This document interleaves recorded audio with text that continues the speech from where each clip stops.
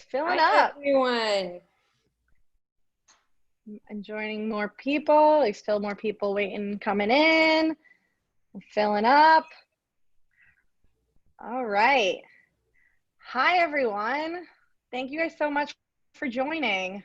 I'm just letting all the faces populate still. Oh, another person called. To keep my eye on that. I guess I'm gonna have to multitask. Guess that's what moderating is, right? But hi, everyone. I'm Jessica. I'm the founder of Make Ads With Me. Thank you guys so much for joining today. We've got some awesome panelists here. We're going to talk about O1 visas.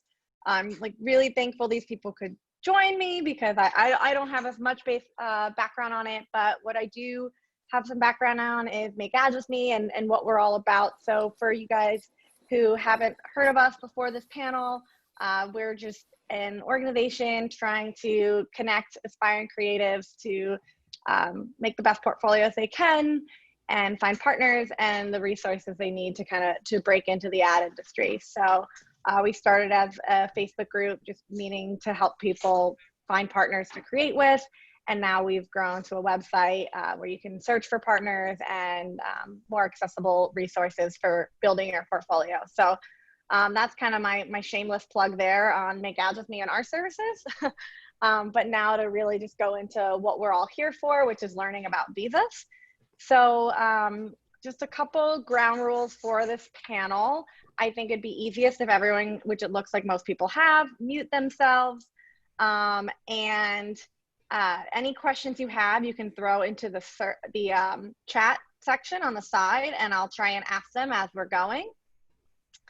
And if you want to actually speak, because we're all here, there is a hand raising feature. If you go to where it says participants, you can click on that and then you can actually raise your hand and then I can unmute you. So then you can talk. That way we're not all talking over each other.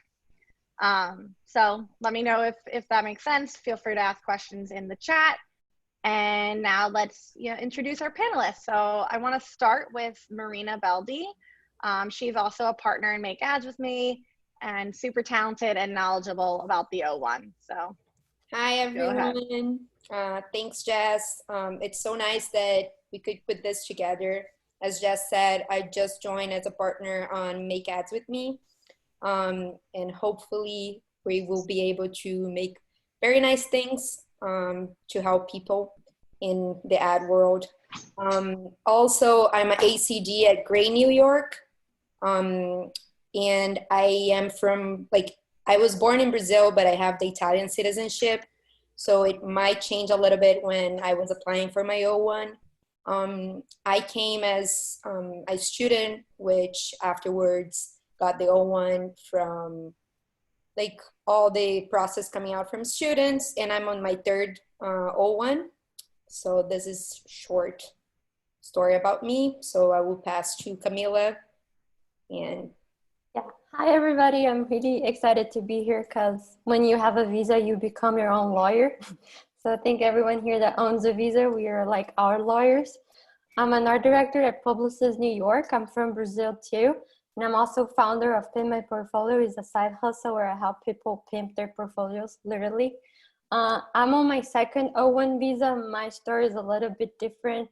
I sponsored myself with the O1. I pay a lot of money for a lawyer. The visa was completely wrong. So I didn't have a job. I had a visa, but I didn't have a job when I moved to New York. So I was able to work on a small agency that understood my situation. But then Publicis rehired me and then re-sponsored me as a O1. So now I'm underneath Publicis visa. And that's pretty much sums it up my story. It is wild, but I'm happy to be here to share my story with you all. So now I'm gonna pass along to Tambi. So I hope I spelled your name correctly. I'm so sorry. Tanvi, yeah. I mean, that was impressive for the first. It was pretty cool. Hi, my name is Tanvi. I'm a copywriter at Energy PPDO in Chicago. I, like Marina, came to the US as a student at first and didn't really know about the O1 when I came. But I had really good seniors and mentors at Miami Ad School, which is the portfolio school I went to, that were kind of also going for the O1 and really taught me everything I needed to know to, they gave me all the steps I needed to follow to achieve that visa. And I basically did everything that they told me to do, and that's how I got my O1. I am on my second renewal at the moment, and will have to renew again in March. But I genuinely think that without all the help that all the other, there are so many creatives here who are on O1, so many really talented people in advertising in particular. And I got a lot of help from a lot of people. So whatever I can do to help other budding creatives get an O1, I'm happy to do. And thanks so much, Jess and Marina, for putting this together. And I will pass it on to Johnny to introduce himself. Hello, yeah, I'm Johnny. I emigrated to the US in 2015, and I've had a few visas since I've been here, and I've always worked for small companies. So when I moved, I was working for a British company as like their New York office, and then I was on an E2 visa at that point, and then I changed job and started working for an American startup company, and that's when I went through the O1 process. And I was on that visa for about 12 months or so, and I was tied to that job too. And then most recently, I'm currently in the green card process. So I've always worked for small independent businesses, and so have been like quite hands-on with the process. And my background is in photography and artist management. So I've worked with photographers, directors, all over the world on various projects, and yeah, and sort of been through many different versions of the visa process to this point, and I'm still in it. All right, thank you guys so much for introducing yourselves. I think probably the best question to start off with here is, I know a lot of you kind of started going into sort of how you guys got your visa and what was required, but maybe a little bit more detail about, can any level of creative apply for this job? Like what are, or this visa, like what are those requirements? I think I can jump to that because when I applied for a visa, I just left ed school. So I was like a junior trying to look for an ad job, and then the O1 has so many specifics, like for you to apply for, you have to have awards, and then you have to have like a lot of letters of recommendation, and then you need to have publications on your name. So I think it gets very exhausting and overwhelming. So like having my own visa as a junior level was literally a full-time job, because it was hard to find someone to believe in me, to sponsor me. So Camilla, had to go and apply to a self-petitioner O1 visa, which ended up being wrong. But I went specifically at school to apply to get awards. Nobody told me that they didn't accept student awards, but then I ended up having a O1 visa with a student award. So it was like very confusing for me to understand.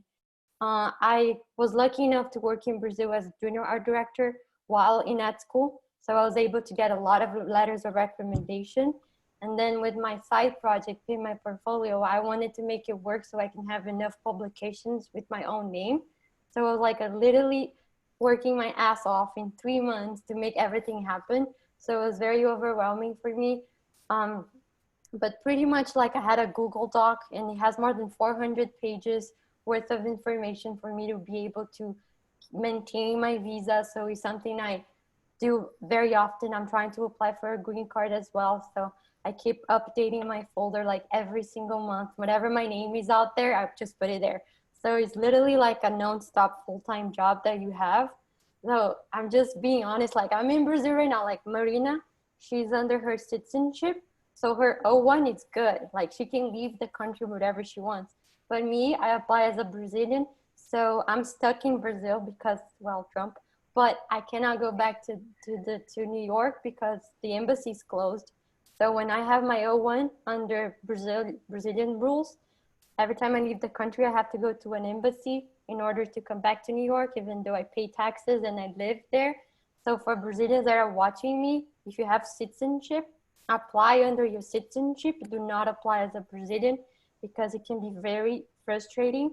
I'm here since March trying to go back to New York. The embassy does not accept me, so I'm here. So the O1 is very like messy. There's so many rules about the O1. So make sure to ask away, ask like a lot of questions. Sometimes the lawyers are not gonna answer what you wanna know, like the details, you know? So ask for us that we've been through there, that we are still going through that. So that's just my point of view. So if you're a student, apply for student awards, go after like agencies, start collecting your own letters of recommendation, because when the opportunity comes, sometimes the recruiters or the lawyers of the agencies, they're not gonna help you gather the paperwork. They expect you to already have the paperwork ready. So use the time you have now to start putting everything together. I'd love to jump in there and give a sort of similar story, but slightly different in that when I applied for my O1, well, one, I went, straight from my undergrad to Miami Ad School, so I didn't have any work experience, and I finished Miami Ad School and, wanted to join the workforce immediately. So I applied for my O1 directly after that, and I had a bachelor's degree and a meaningless diploma from Miami Ad School. But what I did have from there is, as Camilla said, awards and press, and all of these things are things that my seniors and mentors had kind of told me to get. So when I showed up in Miami Ad School, I didn't really know that I could get an O1 or what that was. And Miami Ad School has this like awesome program where they will send all your student submissions to award shows, and if you win, they reimburse you for all the entry fees, which is pretty cool. So I invested quite a bit of money in taking a risk on submitting all my work for awards, and fortunately got reimbursed for everything because the stuff I submitted won. And after I graduated, I also applied for an individual O1 visa. So I did not have an agency to sponsor me because, as Camilla said rightly so, it's really hard to get an agency as a junior to like trust you and invest in you and spend that much money on your visa. Some agencies do it, and I've seen it happen to other people I know, especially at Energy BBDO. There are a lot of juniors here who are on O1s that have been sponsored by the agency because they believed in them. But I wasn't able to find that, so I went the individual sponsorship route, and I managed to get work here on that visa for 3 years, which was pretty cool. And now at Energy BBDO, they've kind of extended my visa by a year, so now it's under them. But I would have always recommended people to go on an individual visa. And the reason being that one of the things that you need to get an O1, and this is kind of getting into the details of it, but it's an important detail, is that if you don't have an agency to sponsor you, then what you need to do is show letters, they're called deal memos, from agencies that will promise to hire you for 3 years, which is the maximum amount of time you can get a visa for. So 3 years is max, and then you extend yearly. And the reason that this visa is created, and I think it's helpful to give some context on it, was that originally this is for musicians and actors and artists. Now you imagine someone like Justin Bieber is in the US on an O1 visa. He's Canadian. And or other artists, actors, Broadway theater performers. And the way that it works for them is that usually they have an agent that sponsors them, and that agent will organize performances or shows. So someone like Justin Bieber could say like, yeah, I'm playing Coachella 2020, I'm playing some other festival 2021, and some other festival 2023, and all these shows along the way. So this is like an itinerary of work I have for 3 years that proves that I should be here for 3 years. And then they'll be like, okay, you have all these achievements, you are showing work that you have lined up for 3 years, so here's your O1 visa. But for someone who's in advertising, like a copywriter or an art director, I mean, it's not likely that Ogilvy, New York will say, we'll hire Tanvi as a writer, 3 years later for this project. Like that's not something that they do usually for art directors, copywriters, graphic designers.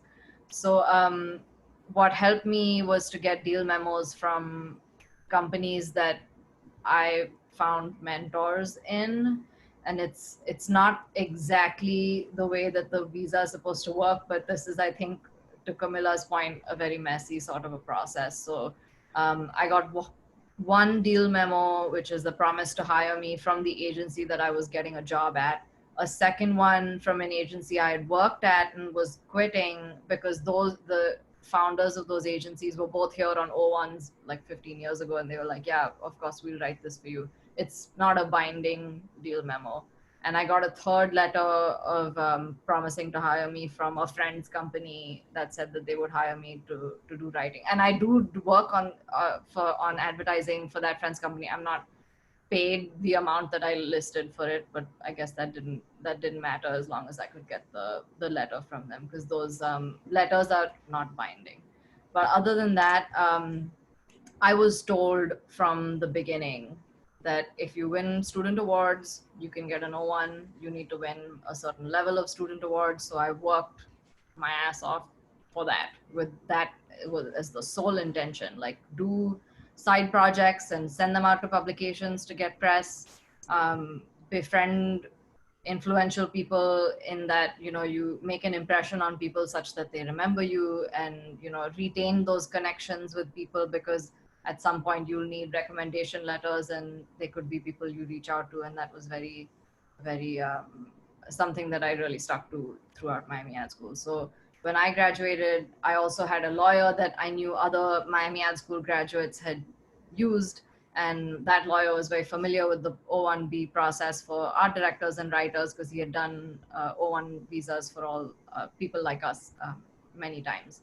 And I basically built my entire case modeled after other much smarter, much more talented people that had come before me.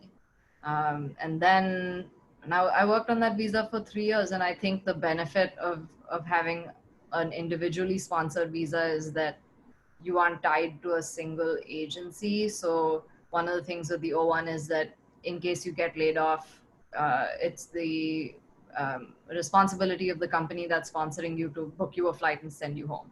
And if you are not sponsored by a specific company, but you have kind of an individual visa where you have an agent sponsor, you don't have to leave if you get laid off. You can search for another job under that. I mean, no, they're not checking your deal memos to see did she work on that project at that agency for those 6 months. So there's a little bit of flexibility, I guess, if you know how to navigate that scenario. And I had a lot of help, just saying. Yeah, that was my. Yeah. I think I have a mix from you two girls. I was a bit of a control freak. So I think my biggest fear was getting laid off or having to be shipped, because you have 30 days. So I always sponsor myself until today.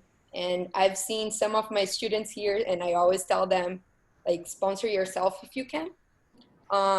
So again, the same thing. I did Miami Ad School in the past. Never heard about the O1 visa until when you're getting to the middle of the school and you realize you want to stay and you need the working visa, which is the hardest thing to make you stay. So then you start like applying and trying to learn more than anything. As Camila said, it's like you become your own lawyer. I think I visit over 20 lawyers, and so many of them has different approach. So many of them doesn't know how to build your case if you're a student or if you are like starting your career. And they increase the price too. Huh? And they increase the price. I've seen from $5,000 to $10,000, and I was like, oh, I should have become a lawyer. Exactly. Like, and as you said, like my visa, I had so many strange situations with my visa. My first lawyer just disappeared after he applied for my visa. Second lawyer dropped dead, and thank God the third lawyer is alive and here. But so I had to be my own lawyer for so long. The first visa, it was my family company, LLC, that sponsored myself. So I was always under their name. And in my petition, it always said that I could work for different employees, as many as I wanted and as many as I could. And that allowed me, like, one thing I always think is if you approach a company saying, I need a visa, you are one trouble ahead of the other candidate, right? Because if you need to see two people, two art directors that are the same skilled creative, has the same amount of awards, but one need a visa and the other doesn't, first it's like a couple of thousands more and a trouble, because if that immigrant like causes trouble to that agents, they are responsible. So if you tell them you have a visa, you don't need their sponsorship because you can work for whoever you want, but you need to understand your visa more than anyone. Every single tiny like law that it's on the O1, you need to like know how to argue. So the second O1 visa that I got, it was for Verizon. They, for being a huge corporation, they wanted to be a concurrent visa. So as you guys were explaining, we need an itinerary for all the 3 years that we're staying here. When I was building my visa, I from one of my friends, they said like try to name as much brands and companies you can in this itinerary. So if you end up working for that agency that has that brand or client, it's already flexible because you're there in their itinerary. And Verizon was in my itinerary, but they needed control over every employer. So they apply for a concurrent visa, which is a completely new application, but you have 201 visas under your name. So whenever you leave Verizon company, you still have your own O1 visa. And the third one was I got an agent. So it's a physical, like a person who is my agent, who what it represents is this person doesn't have any, it doesn't cost him or her anything. They don't need to do anything for you. The only thing that they need is to know where you are every single minute of your life. So like whatever, if something happens and the government looks for you, they're gonna look for him and he needs to know where you are. And within all those visas, I also had O2, which was someone who was depending on my visa. He doesn't have the full potential to be a O1, but he is like a, how can I say, a promise that he's probably gonna turn to a O1. So he can come to assist you. So it would be a partner or like a junior or however you frame. But I think the most important part of the O1 is how you tell your story. And as majority of you guys here are in advertising and our job is to story tell something, to sell that product, I think the O1, it's the best product that you need to sell because it's yourself. So you need to turn every single event of your life into an extraordinary point of your life. So if you won an award when you were like a student in like volleyball championship, you were a champion, right? So you have extraordinary talent, not only as like an artist, but as a sport person. If you produce, I was lucky because I had a graphic design career. So I had many things that was produced before, but every single event of my life that I could made out more than an average person, that marks something to you. But there are things that you need to make sure to achieve, which between 8 requirements, you need to make sure that you achieve 3. But think about it. The O1 visa, it's only 3% of all the visas. So there's a lot of people who's gonna try, but not everybody's gonna get it. So I would say, make sure that you have more than 3 of these requirements to make your case even more solid.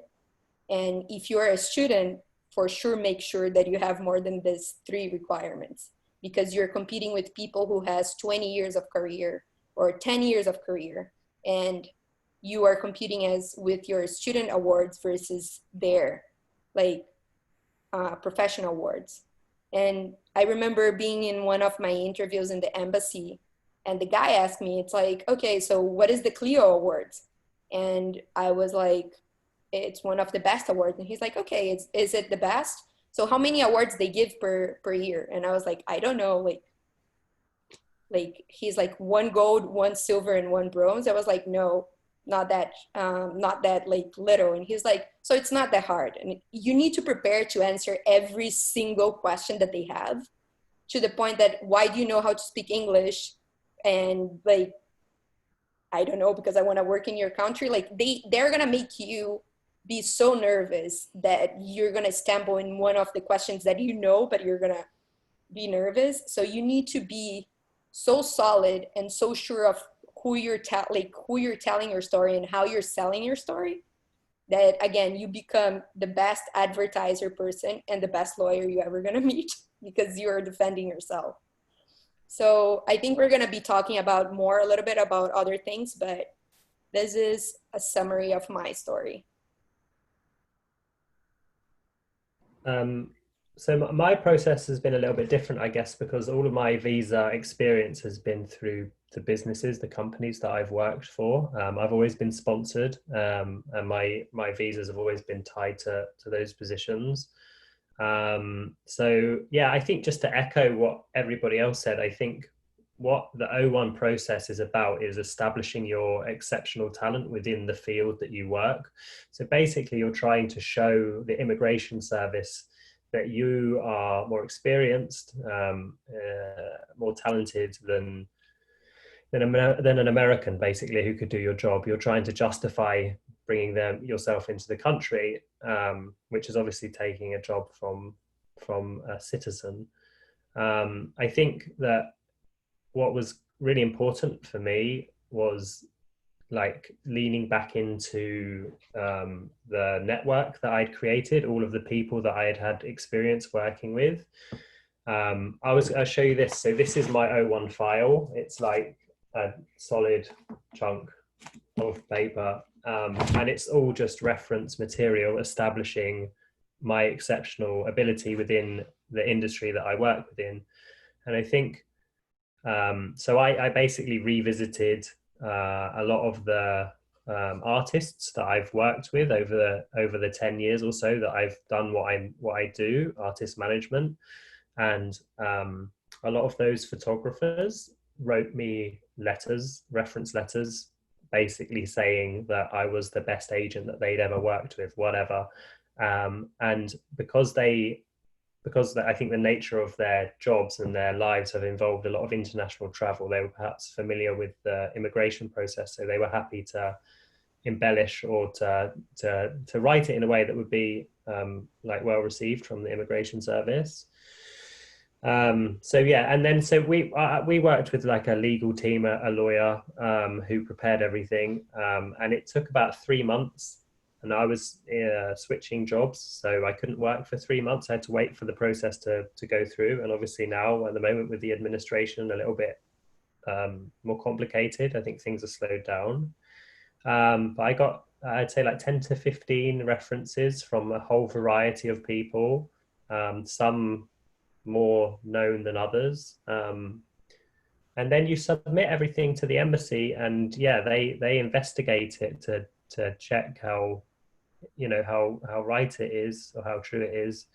And I think it's important to remember that if you're applying, based on a very niche industry or even something like advertising, you're not dealing with people who really understand, like Marina said, like about the Clios, like they don't understand the intricacies of the industry. So it's really up to you to explain that to them.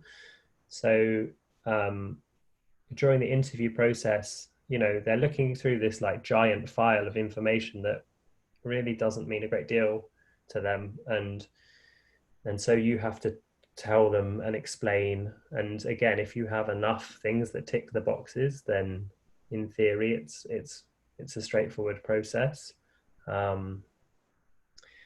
But yeah, and then so I was tied to this company, and it seemed like the best solution to the position that I was in at the time.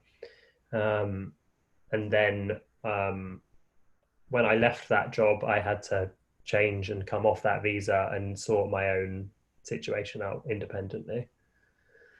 But they paid for it, so it's fine. And it's really interesting that like some of us my interview process was not rigorous at all. They didn't No. They barely asked me any questions, but it sounds like Marina and you, Johnny, had some rather detailed. Mine was fine. Mine was like at a window. It wasn't like a sit down interview. It was like in a Yeah, little booth, mine and too. yeah, Yeah. they asked like 5 questions, but they ask you to explain things that perhaps you would anticipate that they would already know. So I worked for a company called Magnum Photos in London, and a lot of my references were from photographers who are internationally celebrated, you know, and um, and they you know, you had to explain who these people were and what this company represented and so on and so forth. So Mine you was know, so weird. They asked like, "Why are you worth $10,000?" and why do they didn't hire an American? And I was Exactly. like, definitely not prepared for the first one. And I was like, I don't know. And I was I like, think, special. I was like, ability, skills. I don't know like, what I can offer to the team. And I was like sweating, and I think I was like, oh my gosh, because I keep watching the National Geographic people that get stopped in the like border, and I was like, I'm gonna be that person. It's like no way. So I was like very scared on an interview, but it was okay. and that doesn't stop there, because every time I leave the country, I don't have the same situation as Camila, because again, my case was a bit different, and I had 4 years of visa instead of three um, in my first visa. But every time I enter in the States, they make you so many questions, and they are expecting you to stumble in one of them. So you need to be ready to like why and how you're entering here. So and their mission is that, like, once one of my lawyers, they said like the the thicker it's your case, the less eyes they're gonna be like checking every single fact. Because like again, there's people who enter as a student, there's people who enter as a junior talent, as like being a singer at 14, or it depends the case, and it's how you build it. So like there is tiny tips by like put each single project version of your project in one single page, so it makes your case bigger. It's not tricking anyone, it's how you tell your story, and how, and as an art director, even the way I lay out my portfolio matters. So I think this visa, it is an artistic job, because you need to be the artist on selling it, but you need to be an artist on building it. So I have a question. Seeing, you know, you have very some similarities between your experiences, but also a lot of differences. Do you think where each of you are from is part of that experience? Like, how differentiated is the visa experience from someone coming from Brazil versus someone coming from India? If you can kind of shed some light on that. I think it is really, really different. And I think it's probably even more different now under this administration than it was however long ago. You know, I can only speak to the experience that I've had. I've got friends who, I've got a very good Brazilian friend who's also, you know, goes through she's on an O1 too. And I know that the process is so different for her compared to how it was for me. Yeah, when I was applying, the lawyer said I applied when Trump was about to be elected. So my lawyer was like, "Oh, Trump has already deals going on with Brazil, so maybe your visa's gonna be like gonna take more time because they have to analyze because there's a lot of Brazilians in the U.S. So they analyze the amount of immigrants that they have in their country. So that's why like Trump is now doing restrictions on certain kinds of visa. So it depends on the situation, like political situation, I would say. That's what the lawyers at Publicis told me too, because they're trying to assist me here. They said that the situation is more political than the pandemic itself. So it's tricky. It depends on the time of like when you were applying. I have friends that applied to the O1 in 2015, and for them it was pretty quick and easy. Mine was like a year later, but it had a lot of difference from what people I talked about like years before that. So I think it's more like political, but for Brazil, we have a lot of Brazilians there. And so that can be a little bit like, we have a lot, so let's take down a notch. Even agencies do that, like, oh, we already sponsored a lot of Brazilians, so we cannot sponsor more. So I guess being Brazilian is good, and sometimes it can get in the way, but that's the way that happened to me. But I heard friends that quickly had a visa, so I think it depends on the situation we're living in. Yeah, I had a different experience. I guess maybe from what I was told when I was applying was that the H-1B and other visas have more kind of restrictions depending on where you're from, like the E visa and the H-1B, they're more particular because like I'm Indian. Tons of Indian immigrants in the US, and I know that a lot of them apply for H-1Bs. And one of the reasons I was recommended to go the O-1 route is because it's an extraordinary ability visa, fewer people go that route. I also applied just around the time that Trump won, and that was very scary. But I also applied through premium processing, which is like you shell out at that time $1,200 and get a response within 2 weeks. And I didn't know that there was a country specific restriction for the. I thought that applied more to the other visas and not to the O1, but you know, they say ignorance is bliss. So I didn't think about that and just gathered as many achievements as I could possibly gather. As Marina said, spun any story that I could possibly spin into something that makes me look amazing, and glowing recommendation letters really helped. In fact, I wrote my own recommendation letters for myself from the different people that I wanted it from, and just sent it to them and said, hey, edit this if you'd like, but if you agree with all these things, or if you're cool with this, like, please sign it. And no one edited anything out. I think most of the people I reached out to all understood the process and knew like why we were asking for these letters and what it was for. Only one person turned me down, and that was the chief creative officer of this agency, who said something about how he was writing a letter for somebody else, so he didn't want to be on two letters. But other than that, That's something that also, I think it's the thing that takes the longest in your process, is getting your recommendation letter. letters, yeah. But it's interesting, when I was trying to get my recommendation, as I love this story because somebody else told me to do this in particular. I was like, I don't know how I'm going to convince like 10 to 15 people to like write a glowing recommendation for me to the level that you need. And fortunately, I had practice because a senior of mine had asked for my help as a writer to write his letters. So, and I was like, yeah, I'll do it because I wanted to know what the process was like and how to structure a letter, and I would do it for myself. So I did like 8 or 10 of his letters and had memorized the way that worked, because in every letter you have to mention where you met this person, what project they mentored you on or gave you advice on, and some achievements that project had. Of course, start with like their achievements and who they are and why they're a distinguished person to recommend you, and then whatever, all the amazing things about you. And the way to get that done super quick is do your research on the person, construct the whole letter yourself with all the information in it, and then what I did was found letterheads of all the companies that they worked at.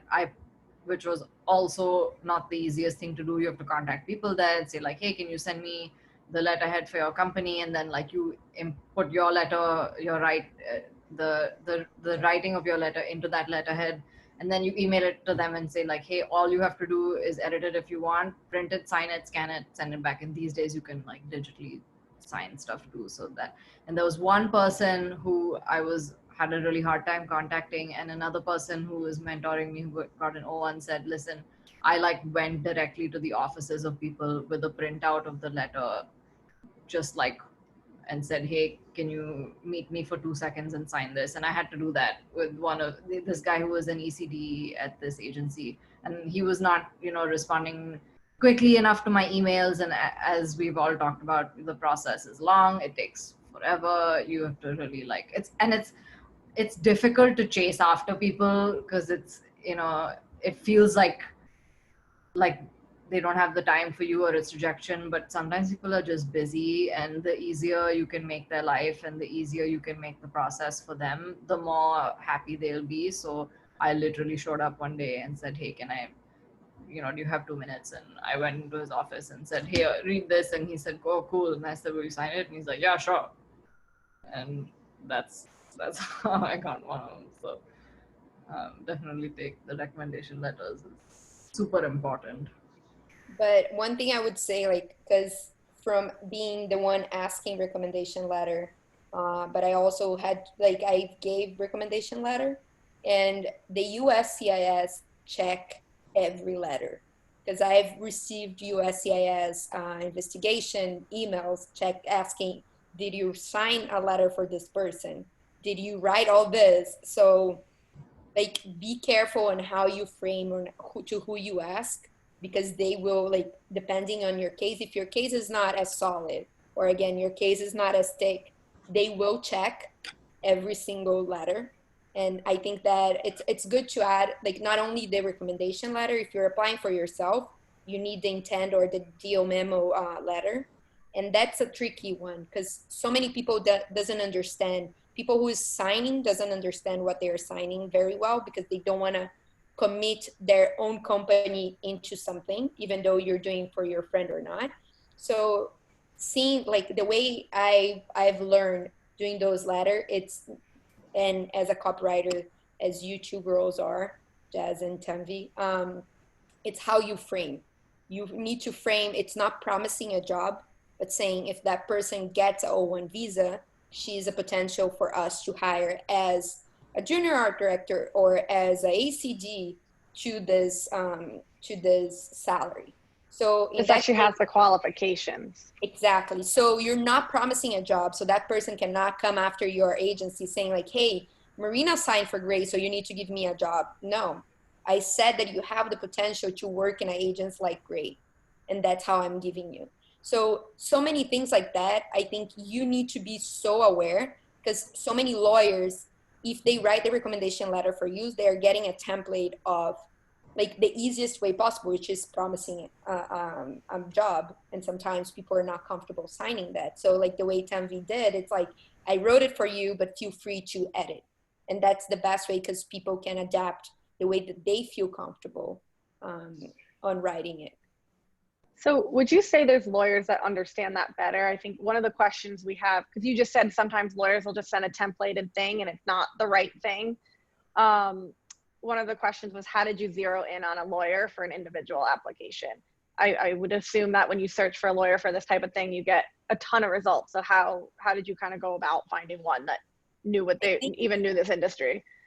I think the one thing I saw, like, again, I visit 20 lawyers. So there's lawyers that doesn't charge you for your visit. There's lawyers that charge you just to like a consult, like chat. And first you need to feel confident with that person, that that person is going to be, I'm a very anxious and I need things fast. So I need a lawyer who answer me. I don't want to be waiting for 3 weeks, waiting for an answer from the lawyer, which there's a lot of lawyers that does that. But there's so many lawyers that they come from a traditional lawyer company. So they won't get cases that are not a solid, it's not a Justin Bieber or a Einstein case, because as you guys were explaining, like, it's for extraordinary talent. So there's so many traditional office that they don't want, and they don't know how to be flexible on how to frame that visa. So what I would say, and what I got the experience from, the biggest companies, like lawyer companies that you go, they normally gonna charge you way more. And they're gonna try to get to the most traditional way, which is not wrong, but there's so many things that as you as a junior or a mid-level, you stumble because you didn't like reach that time. Like one of the requirements is a minimum salary. So you can ignore that requirement and achieve all the other 7, or you need, like, there's lawyers that are going to be falling towards that. And I think if you go to more independent lawyers who are specialists on creative O1s, not O1s in general or visa in general, I think once you go to a specialist on creative O1s, those are more dedicated to understand your case and adapt to your level. And again, it goes like from writing your recommendation letters or you having to write it yourself. And it also depends on how much you want to pay. Like there's lawyers that I visit that said, just give me 3 recommendation letters and you don't need to do anything else. Just send me the link of your like publications or awards. Again, I'm a little bit of control freak. Do I trust someone who I'm not seeing the entire process? This is my personality. So I like someone who I know it's going to be building the most solid case and that I'm going to be seeing it, versus someone who does like that. And this kind of lawyer charges you $10,000 versus other lawyer who is more my style charge 3,000. So it depends on how fast, how much problem or trouble or work you're gonna have, and if you are like comfortable with that lawyer. Yeah, that's why I think like whoever here is looking for the visa, before talking to a lawyer, I think it's good for you to have your not everything ready, but some things to show to him, so he can see, okay, that person knows what she's doing, because then they can like trick you, you know, like they're, oh, she's such a junior, like I can say whatever and she's gonna go for it, you know. So don't do that. Like sometimes lawyers can do that. I've seen lawyers doing that. It happened to me. So talking about my own experience, come prepared, not with everything, but something to share with the lawyer, so he knows that you're prepared, that you know what you're doing, so you won't get tricky too. Unfortunately, there are people there that might use it for just the money. I have friends that the lawyer went like disappear with the money. So just be careful, but come prepared, come with questions, because sometimes they're gonna start charging you for other additional questions you might have. So for the first talk with the lawyer, come really prepared. Like I remember I asked so many questions that I think the lawyer must hated me. So I was like, okay. But just come prepared with questions and with paperwork, so just he knows what he's going to be dealing with, and then you know like if that's the right fit for you, because once you make the visa with that guy, you're probably going to be renewing that visa with him, so you create like a networking. So I think that's good for you guys to have ready. Yeah, I found my lawyer solely through recommendations. So I went to the lawyer that the people you know, whose advice I followed. It's the same lawyer they went to. It's the same guy who did multiple creative O1s before me and before them.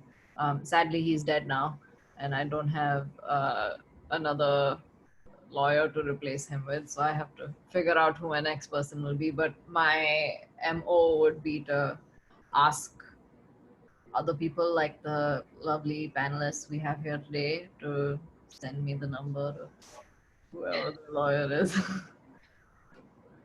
Yeah, I would say, I mean, you need to find somebody that you're able to work with. It's a long process and it's complicated. And so you need to find a firm or an individual who you like and who you can communicate with. I think you have to invest your own time in really understanding the process, and understanding what you need to provide in order to get the most benefit out of their services.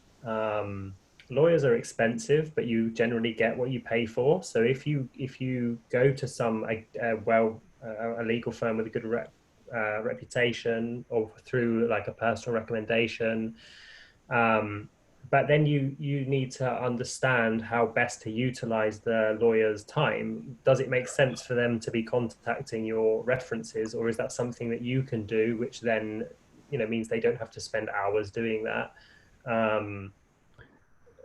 Yeah, I think just understanding the process and working with a lawyer that you can communicate with, who is responsive. Smaller firms are more responsive, but then bigger firms have more weight behind them.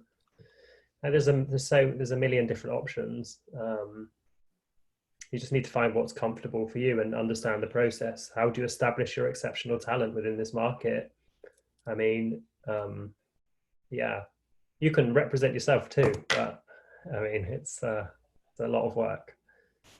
To that point, the lawyer that I went to was not one of the more expensive ones. And I didn't pay very much in legal fees, but the compromise there was that I had to do most of the work myself. That included writing all the recommendation letters myself, putting my portfolio together myself, taking screenshots of all the publications I had myself, and getting, one of the things that you need to do is get translations of any press you have in other languages, and then have like documents signed that prove that those translations are accurate from someone that speaks that language. I did all of that myself.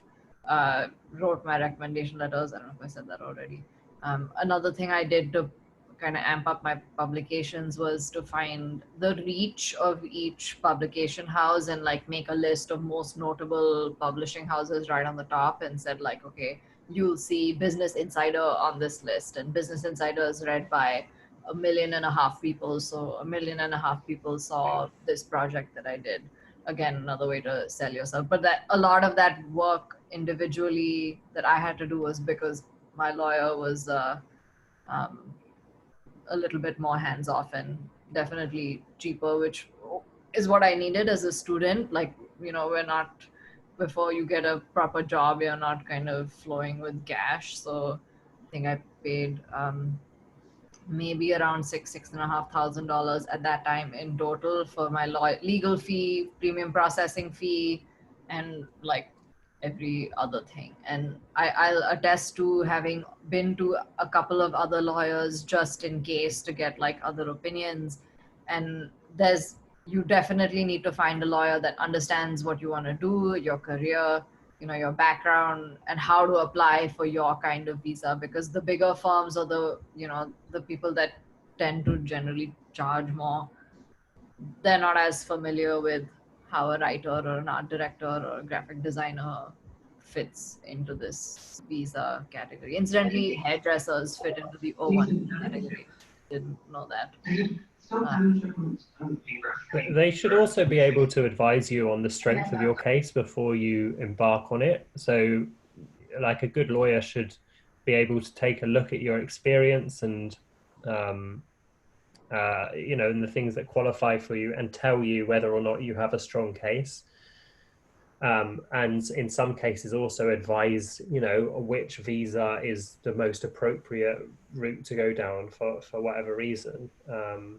Because there are so many different options. So this question I think is relevant to what we're talking about right now. You guys talk about building your story and making sure you're selling yourself and getting all your achievements together. But how do you even get to like that point where you can say like, all right, I have even enough to web a story here. I think the way it's worded is there someone you can go to that can just like evaluate whether your achievements like are even close to being enough? I think, we all have imposter syndrome, right? We probably all think we're not good enough, but there's a lot of people that are, but like, how can you just like factually be like, all right, I have a feeling that I have a shot here. Like, how do you get to that point, or who can you ask that maybe isn't a lawyer to help you evaluate that? The lawyer. I think every creative has imposter syndrome, but this is the time for you to drop that syndrome, because otherwise you're not getting the O1. So you need to, like, as Camila was saying, like, go prepared, know how to tell your story, but cut the bullshit. Don't try to be humble. You need to tell everything you did, because that's the way that the lawyer is going to say, yeah, you can, or no, your case, it's kind of like not that solid. It might have asking like further proofs, which could happen when the case is not that solid. But it's the lawyer who is going to tell. And lawyers, if you find a decent and honest lawyer, they don't want their names saying like, oh, this is the amount, like this is the rate of not approval ones, because that's bad for them. So if the lawyer is honest or have like decency, they're not going to take your case if there's tiny chance of them not getting approved. Got it. So we talk about the process a lot and like how long it takes to prepare. I think the number was thrown around about like an average of 3 months to prepare for this. And I'm sure this varies, but how long till you actually get your answer, like till you know whether you got it or not? With me, I applied like in January. I took like 3 months to gather everything, but I was like not working. I was like solely focused on having a visa. So I gave up on work. But for me, I applied like January, first week of January. And then I got the approval on February, like end of February. March, I did my interview. April, I was moving to New York. So, and I didn't do the premium one. I was like going with the flow. So for me, it was like pretty fast. Even the lawyer was like, I've never seen something that fast going on. So I was like, okay, not going to complain. But for me, it was 3 months, and most of my friends are like usually 3 months too. The green card that I want to apply next year, it also takes 4 months. It's an extraordinary ability green card that they call. So I think the process, I think the longer one is green card, but I think Johnny can speak to that, but I think that's the longer one. Yeah, sorry, go on. Oh, I was gonna say, I don't know if they're doing premium processing right now. I've heard that it's been suspended this year. Other people that I know have premium processing is basically you pay a sum of money and they have to respond within 2 weeks. That's what I did. So I got my response in 2 weeks, but I paid like $1,200 for that. And because of all the visa restrictions, this year they suspended premium processing. And from what I know, people who are applying now, it's taking a much longer time than when Camilla and I applied. We applied, I think, around the same time. So back then it was a lot quicker. There's a much bigger backlog, but they're starting to open it back up. And if you go to their website, you'll see details on when they're opening premium processing up for different, they're doing it like staggered throughout the year. That was. Yeah, on the USCIS website, there is a page where you can see the current times for all types of visa, green card, every processing. I imagine, I don't know, but everything is really slow at the moment. I've been in the green card process for like 15 months now. Jesus. Yeah. That's crazy. So, and yeah, it's just, there's nothing happening at the moment, basically. Yeah, it's very slow at the moment. And of course there's those bans and all that kind of stuff as well that were announced recently, right? Like that the administration is like putting a pause on all visa applications or whatever, which is just a whole other thing which continues to change. But I would say like it's a process. It takes time and it's unpredictable, and you have to be prepared to either not work, or like if you're in the country, or figure out, you know, you have to be prepared to potentially not work. You know, and I think you also have to be prepared for setbacks. Like additional evidence is a really common thing they ask for. You know, you have to be prepared to travel for the interview. I think the interview has to be like outside of the US. I had to go back to the UK for it. No, it's ridiculous. My lawyer said that I should go to like the Bahamas or something because it was a closer, and it was like the office is super empty, so they'll see you really quickly, and they're generally in a really good mood, so they will approve you. I mean, it's madness. So when you're in the process, and once you've invested, you know, several $1,000s into this journey, and you spent all this time like putting your case together, you're emotionally connected to this process, and it's a complicated process, and it's a really crazy system. And like the USCIS buildings are like going through a time warp like 10 years back. I mean, it's crazy. You really realize like it's such a complicated system, but you know, it's really possible. I mean, it's mad. If I can get a visa that says I have exceptional talent, I genuinely think anybody could do it. I mean, I don't have a clue. Someone asked, is it harder to get a green card after getting an O1? So yeah, it should be easier, but a lot of the qualifications for a green card are the same as an O1. But I got denied the green card this year. Oh. So I had to reapply. What my lawyer told me was that my qualifications were good for an O1, but if I wanted a green card, I needed what I had plus even more. So you need award, press, whatever, all the same recommendation letters, press, awards, whatever you collected for the O1. But then on top of that, as an advertising creative, you need to have judged an award show. You needed to have addressed a gathering of people. It's like it takes the same things but adds a few levels on top. And once you've done some of those things, then you'll qualify for a green card. For those who went to Miami Ad School on the panel, they have like an OPT they offer at the end that's 6 months. Did you guys go into the visa process right after graduation, or did you use that OPT? I used No, my OPT. What did you? yeah, I didn't had an OPT. I had the M1, which is the student slash just student visa actually. So I flew back to Brazil to apply for my O1. But yeah, I have friends that stayed 3 or 6 months with an OPT. Then they didn't apply straight away for O1. They applied to J1, and then they apply for the lottery for the H1B one, and then they apply for the O1. So when you have an OPT, you do have more options to have a visa. But like on my case, I couldn't because like J1, it's like a trainee visa. I had that visa when I worked at Disney. So it's like a trainee visa. So it's kind of like an internship kind of way. And then you have the H1B one, which is a lottery that your company needs to apply you for. So it's like attached to the company. And then you can have the O1. I mean, you don't need to have the O1, all the other visas right away. But when you leave like at school, like Miami Ad School, it's easier for you to go through those visas without having to have all the requirements instead of like jumping right away to the O1. So that's just what I've been seeing. But I think, Tombi, did you graduate at Miami Ad School here? Or? Yeah, I graduated in New York City, Oh, and okay. I had only 3 months of OPT. So it's cool that some people are getting 6. I wish I had 6.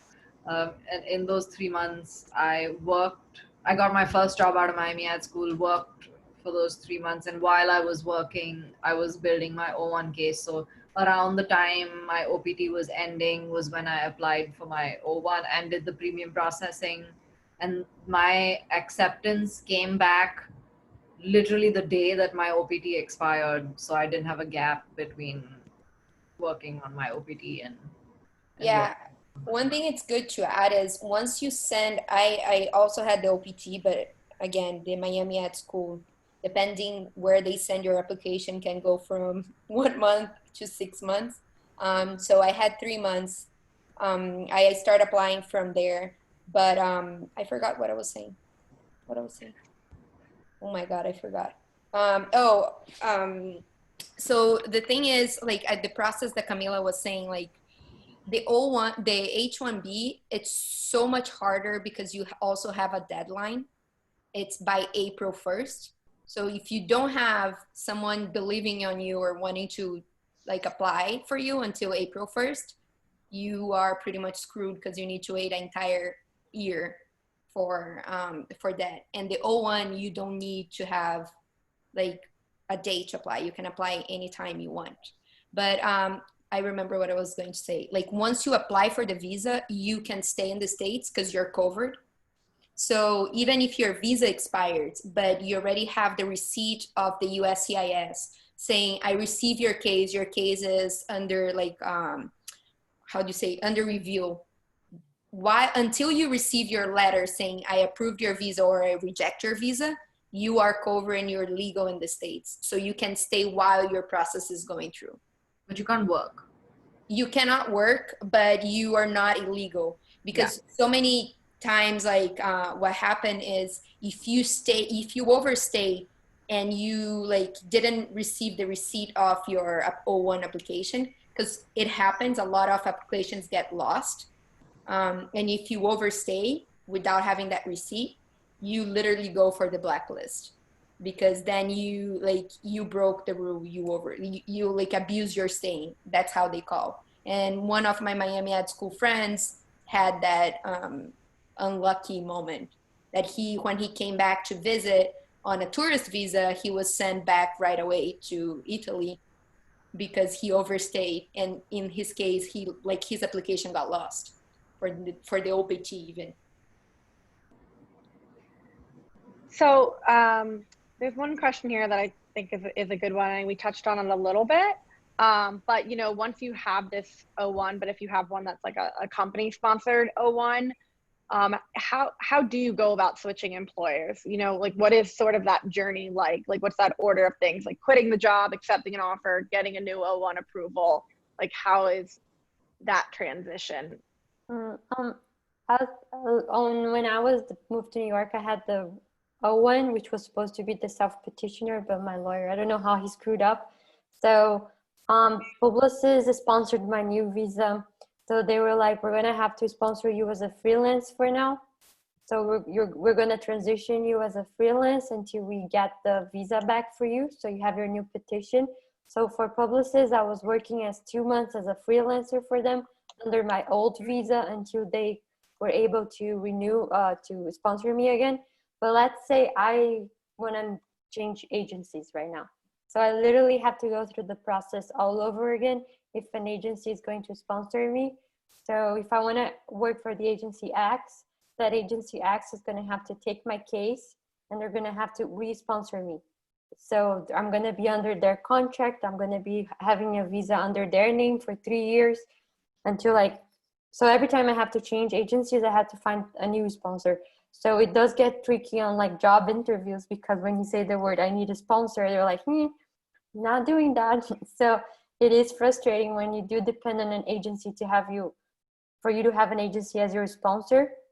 Like Marina was saying, like I had that fear too when the pandemic started because the agency is starting to lay off a lot of people and I'm under a visa.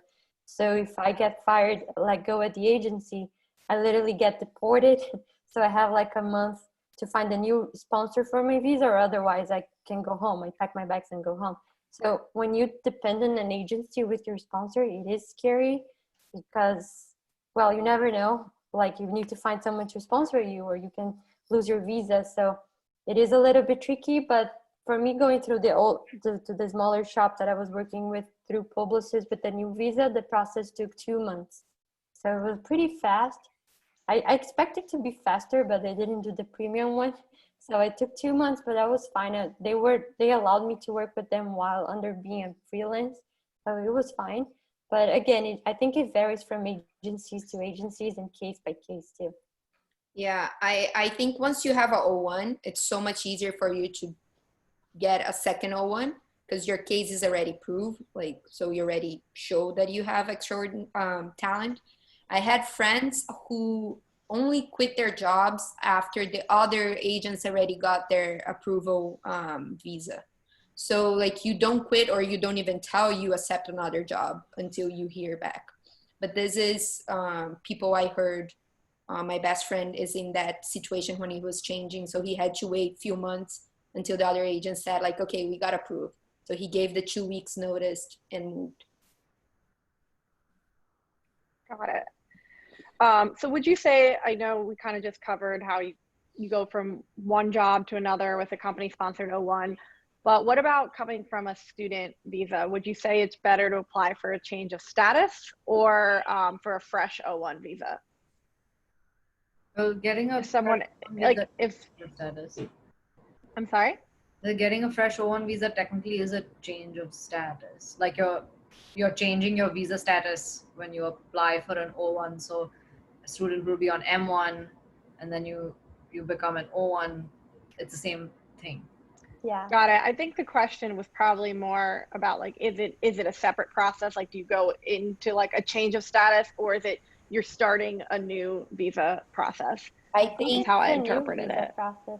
I think the question is, because I know OPTs, you can ask for extension. I don't know how long. I know that from Miami Art School because a couple of people got that. You ask for extension and then you apply for the O1. I would say don't rely on the OPT. The OPT, it's the most unstable visa because again, people need to understand what it's the OPT. And if someone is going to hire you for full time, they're going to hire you for 3 to 6 months. So I would say just go if you're thinking on the O1, just go straight ahead to the O1. Don't try to extend the current visa that you have. Great. And then knowing that we're, hitting a little bit over an hour, what I want to do shortly after this one question is I'd like to open it up if anyone just actually wants to talk, I guess, face to face. But I'm going to ask one more question that's from the chat. And that's just back to just on the note of transitioning between agencies. Are you allowed to already have that O1 visa and have another one approved? Because I know you particularly pointed out Marina, who mentioned that her friend did that. So you're allowed to, without your other agency knowing? Yeah. Okay. Because again, it's gonna depend on your own, like if it's gonna use their lawyer, your lawyer. But again, I had 2 visas under my passport, so I was literally having Verizon like O1 and my LLC O1 at the same time, and I had a O2 under me. So I had 3 different visas under the same time, and it doesn't matter because the moment you quit, it's that the moment that you don't have anything related with that person anymore. But until you quit, the visa is valid for as long as they gave you. So if it's 3 months, 3 years, like it doesn't matter. They're not going to be notified. Who's going to be notified depends on the form G28, which is your lawyer or the lawyer that the company hired. Actually, there was a question that is relevant to that. I know, you guys talked a little bit about sometimes being your own lawyer, some lawyers being hands-on, some more hands-off. Do you actually need a lawyer to submit your application, or can you do it completely without a lawyer? You can do it yourself, but I don't know who would advise that. Yeah, right. I wouldn't. You have to pay to submit, and that's generally rolled into the legal fees. You don't separate it, whatever, but you can represent yourself in every legality. But I wouldn't, if I was on trial, I would probably have a lawyer. True.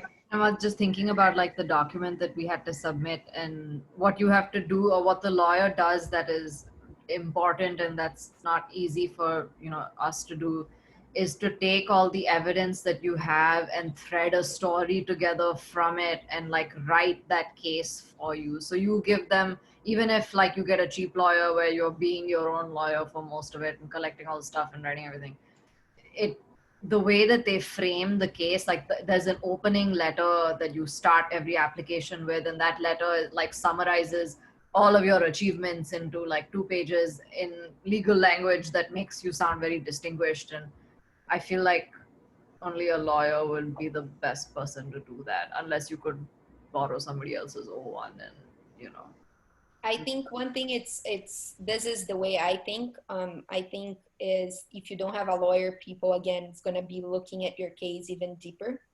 Yeah.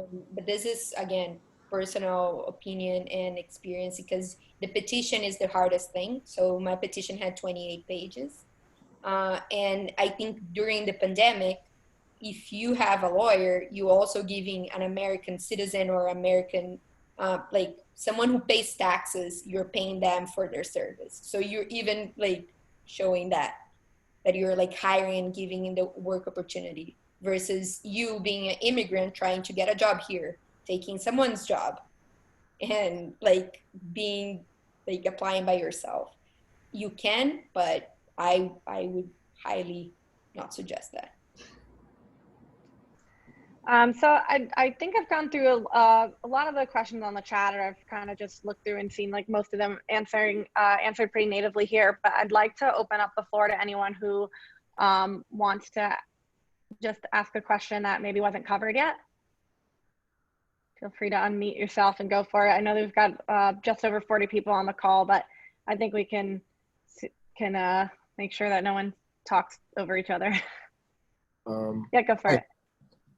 First of all, thank you guys so much for this. We really, really appreciate it. I spoke to one of the speakers here about this, but my partner and I are actually trying to choose our lawyer right now. We have all our paperwork ready. We have our recommendation letters. People are willing to help us. Like most of the stuff is done, but one lawyer, like just going off of what Marina was saying, one lawyer is asking us to create a 250-page Google Slides where we literally take screenshots of our awards and like do everything basically for them. And another person is just like, I don't need anything. Just give me your portfolio, give me recommendation letters, and you're done. And they both have been proven to be successful. But one of my friends have gotten his visa approved recently with the guy who wants that full Google Docs. So is there a right or wrong? And does the money, like, is it the more expensive, the better? Because one wants 5K and the other person wants 2K for now and then another 3K if the visa gets approved. Thank you, guys. I'm gonna answer on my case. My lawyer was the expensive one, the one that screwed up. but he did requested the Google Slides. So I had like 3 Google Slides, one for articles, like recognitions, awards, and the letters. So I had 3 Google Docs and like total like 300 pages. I did that on my own. I recommended you doing it because, like, if let's say you have your visa, and then in the future you have like another opportunity of sponsoring visa, you already have the paperwork ready. Let's say you want to try for the EB1 green card, that's the one I'm trying, you're going to have it. So I think it's good to have it.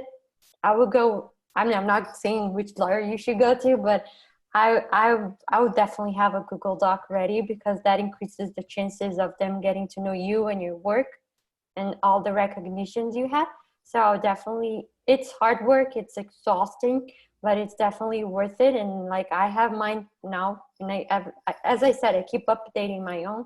Like, I never know what the next opportunity is gonna come from. It's good to have it. I mean, it's documented. It's definitely good to have it. One thing it's also good to have the independent of the lawyer is one lawyer told me every time you're renewing, you need to prove that you improved 25%. Don't know if that's true or not, but that's what, like, keeping your track, you know, like how many awards you won from your first O1, or you need to prove 25%, doesn't matter where, if it's salary, if it's awards, if it's like publication. So if you don't have that, every time you're applying for a new visa, you need to go through the same process again. So what Camila does, I think it's the most recommended for your sanity. Yeah. And again, it depends on the lawyer. I was lucky because I realized from now that I've been hearing, I paid pretty cheap, but also they gave me all the recommendation letter and petition and all those things. Thank you guys so much. I see Isabella has her hand raised. Hey guys, just wanted to really like thank you. Like, few people understand how isolating the visa process can be. And I mean, I'm super lucky because I also like sponsored myself and just got approved like a month ago. Oh, congrats. And thank you. And I did talk to like people. I mean, I just a quick background. I went to undergrad BU. There's a advertising program there, amazing. And freshly off school, I actually got an internship at Gray, and they messed up my OPT, and I couldn't do it. So then after, I just got any job that would let me stay. I worked in graphic design for fashion brands, and then ended up back at Gray for a little, and then my OPT ended. And sorry if I'm being like super dramatic, but it's like it is a very taxing process. And then I found the option of the O1, and it was a little over 10 months since I applied. I had an amazing lawyer. I'll be happy to like share the information with everyone, because he really knew his stuff. Like, he knew, like, he advised me on like the wording, and like, as Marina said, like, everything that I did, he's like, okay, that times 10 on the wording. And I also had a lot of agency people who like, at least I met once. And when the whole PT thing happened, I like really tried to just get out there and like meet as many people as I could in New York, because of the people that I knew were from Boston. And everyone is really keen to just help you. Like, everyone is very nice, but I don't think anyone prepares you for all the waiting. And my lawyer, in the beginning, he said, okay, 3 to 5 months. And then I think like Camila was saying, like, politically everything started getting really complicated, and it took, they asked for an RFE. I did premium processing because it was already taking like 5 months. So yeah, and then COVID happened. But yeah, I just feel really lucky and really thankful for you guys to share everything. I mean, I'm not going to say that I wish I had you guys, because I mean, this would have never happened if we hadn't gone like our own paths. But yeah, thank you guys. And I'll send you my lawyer's information. I'll ask him before to see if he's like overworked, because he was really, really like helpful. And he gave me a lot of calm too during the whole process. I would call, I'm from Colombia, and like his assistant was from Venezuela, and every time I needed something, I would like call and like yell in Spanish because I was so frustrated. And they always like kept my cool, and they're like, you're going to be okay, like you have a case. And that was really important also in the beginning, for just lawyers to be honest with you. It's like, you do have I literally told them, like, do I have a case, or should I just pursue something else and like forget everything I know and like move back to Colombia? And and he bet on me, and I bet on myself, and I was really happy with like my parents. I had my parents' support also. So yeah, it's tough, but if you've done your work, if you've done your stuff, it's just finding a right match of a lawyer. And Marina, I'm so like, wow, like I interviewed like 5 lawyers, but you like met with like 20. I feel you like, just with this call, you did the homework for like so many creatives ahead of you. And yeah, just kudos to everyone. Congrats, you're doing great.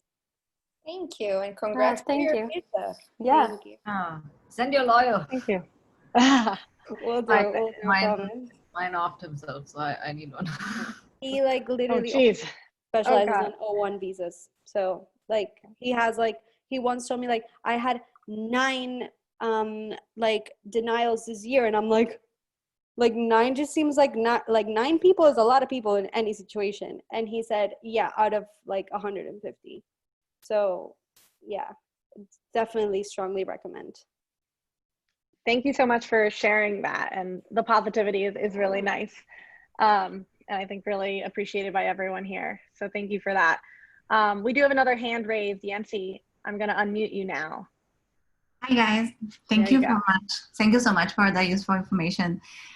So I got my O1 visa approved 2 years ago with a student word, and I also had a very good lawyer. I have a company sponsor visa. So since COVID, I started looking into, you know, opportunities to potentially like switch employers. But just looking at the documentations I submitted 2 years ago, I realized that I haven't won like, you know, new awards or publications, you know, during the 2 years, because I'm a UX designer, and what I do is not really like award is more like for advertising, you know. So it's not like something we try to achieve. So I'd like to hear your thoughts on the chance of getting a new O1 approved after you have already got one. And also like, how important is it? Like when you submit a new petition, like what percentage of the package can be reused? Or do we need to add like new things, and they really want to see like the updates of your work and, you know, publications? I mean, what do you do again? Sorry. I'm a user experience designer. Okay, so I've been talking to a lot of people lately about that specifically. So for like Marina said, like for art directors, they expect you at least to get awards or like being a judge in an award show. So in our field, that thing matters. For example, for UX or UI, you can try to apply for being a judge or like the awards or the Webbies, something more related to your field. But I think they're going to expect you to have like one award or more like publications. Like, did you do a workshop for UX or UI students? Like, what did you provide to the US that shows that you were like a necessity there?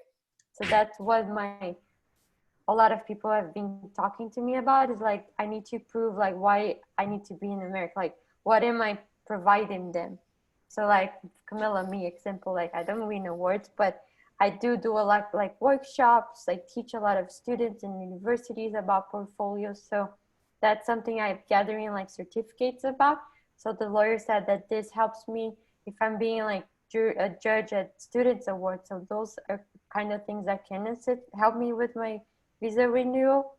So you need to see like on your specialty, what are the other UX and UI are doing it, so you can start doing yourself.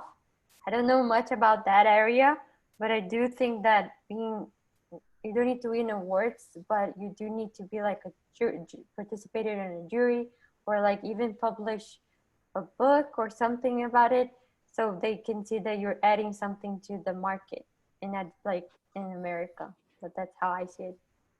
I think, I'm sorry, I'm just going to add this. I think, again, it's all about your storytelling and how you tell that. So for sure, reuse everything you already used on your first one, because that is like the core of your O1, right?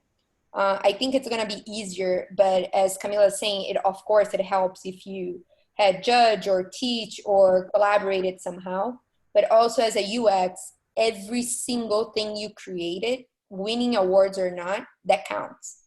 So let's say whatever you create had like 20,000 reactions. That's your award, that's your publication. So it's again how you frame it. You need to make sure to prove it, how successful it was, not only making sure that it got award or published, something published about. So I think, again, I'm a art director. English is not my first language, not even my best language, but it's how you tell your story. So if you tell how successful whatever you create was, that's sold. Like, you know what I mean? So you need to accumulate new things to prove that you've been active, but it's find the perfect way to frame it. Yeah, I kind of did the, well, I've been on my O1 for 3.5 years now, half a year on the new O1. And one of the things that I knew, like Marina said, was you need to improve, add 25% more. So yes, you can use your entire original application, but on top of that, what I try to do, knowing that, you know, professional awards are much harder to win than student ones, especially if you're like a fresher in the industry, I try to do at least one side project every year that related to my field, that I sent to publishing agencies to say like, hey, I did this thing, do you want to cover this project, with the sole purpose of collecting more press, so that when I applied again 3 years later, I would get an extension. And I think that was enough. Like, you don't need new awards necessarily, but something. So I also taught a class at BU. I also am speaking to all of you on this panel, which will help, I'm sure. Stuff like that. Yeah. So we got one more hand up, and then I think we can wrap up here. Paula Delgado, do you want to ask your question? Yes, hi everybody. Thank you so much for all the insights that you're giving us. So basically, like right now I'm in a limbo situation. Like I got my visa approved on March and I was like ready to move and everything. But then like COVID like came and everything. So embassies were closed. So I weren't able to like go through my interview.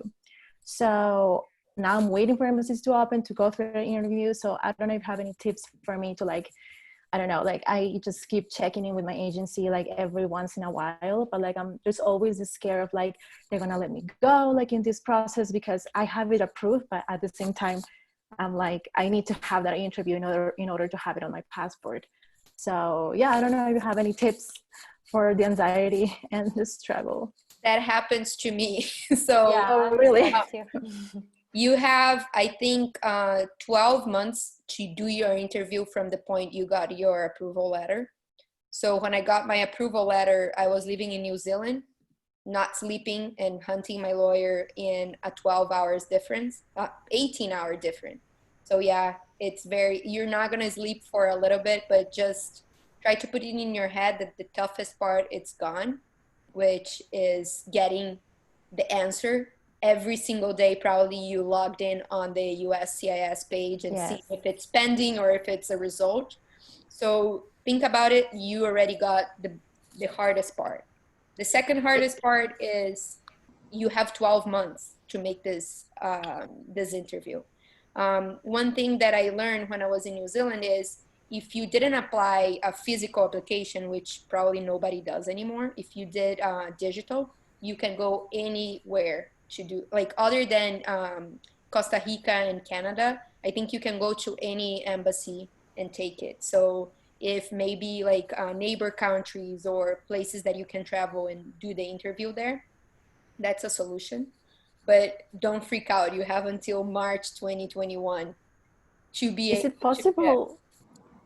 say it. Thank you. Is it possible to have like the interview denied, like if you answer in the wrong way or something? Yeah. So what I learned was, because 2 times I went to the Brazilian embassy, the person in front of me got denial. So the second time I asked my lawyer, she prepared me to every single question that they could do it. Because, for example, if you apply the independent one through the agent, you can never say the word freelance, for example. They don't like that word. So how can you say that you're working as a freelance, but you're not a freelance? So there are tricky things that they can reject you. If the guy is in a bad mood, he can reject you. But theoretically, once they reject you, they cannot reject you again. They can ask for more proofs, but it's already approved. So people that happened that before, the lawyers pretty much called or entered with a petition in that embassy. And like you just got a second interview, or sometimes you can even change the embassy. Okay, thank Might you. be helpful to add also, my lawyer told me that depending on which country you're giving your interview in some the interview process is less strict, and in some they're a bit harder on you and they ask more questions. Sounds like Brazil's a pretty tough place to give an interview. But my lawyers were like, "Oh, you're giving your interview in Delhi, in India. Delhi officers they're pretty chill, so I think you should be fine." So I would also ask the lawyer what in their opinion, what's a good country with, you know. I mean, they confirmed that I'm from Peru, so they confirmed that in my country is fine. And I also, the way that I file it was through the embassy, so I don't think I can go to other countries because I left the US and I filed through my embassy. So I think That's fine. If you have a digital copy, anywhere in the world can access your copy. what do you mean with digital copy? So I think, did you drop your, like, I know you send your files to your embassy, but your lawyer probably also submit online, right? Yeah, I mean, they sent me the scanned petition approved. Yeah, that works. All that. Yeah. Okay. Yeah. I just want to say congrats to Paola because Thank you. she went to Publicis last year to talk to me about it. She's been sending me emails like, how should I apply? So I'm just super excited to know that you got approval. So congrats. Because like she went to me all prepared, asking like tons of questions. She was like really well prepared. I felt like I was being interviewed, but I was like, oh, that's cool. So congrats. I'm really excited. And I hope the embassy opens so you and I can come back to New York. Because I'm in Brazil too, waiting for the embassy to open. So hopefully we'll open soon. Keep me posted. Yeah, what I'm really hopeful for is that, you know, again, like I was saying in the very beginning, so much of this for me, and I'm sure for everyone else on this panel, was help, advice from people who've been through this before. And I'm really glad that, you know, Jessica and Marina organized something like this, because I really hope we can all be a resource for each other and share answers to questions and, you know, contact details or whatever. I mean, I'd be happy to answer any question anyone here ever had from here on out. So I hope we can all stay in touch and help each other. It's the only way. This is the way. Thank you for that. And thank you guys all so much for joining. I know like I've learned a lot, and I'm humbled to be in such a group of talented people that are just so willing to give their time to one another. So I want to kind of leave it to if any of other the panelists here have anything to say before we go. Email us, guys, if you guys, I'm saying for me now, I don't know. No, yeah, I'm going to type my email on the chat box. And from like questions, don't be afraid to ask, don't be shy.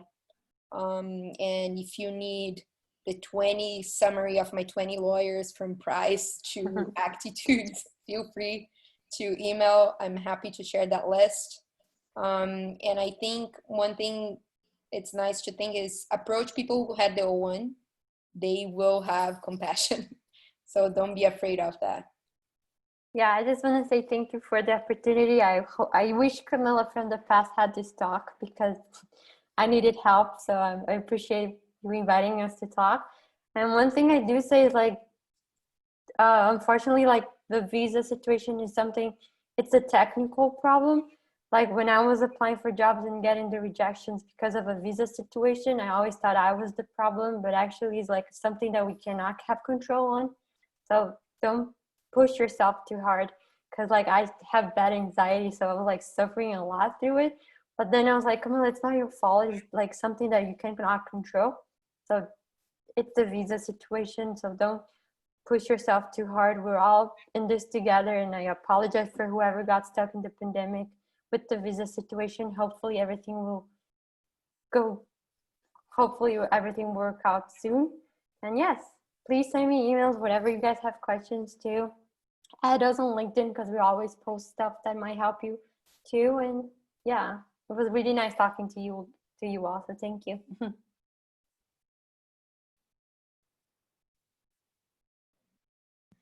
Thank you all. I'm gonna leave this meeting now. Thank you, guys. Thanks, Good everyone. night, Good luck, everyone. everybody, and good night. Bye.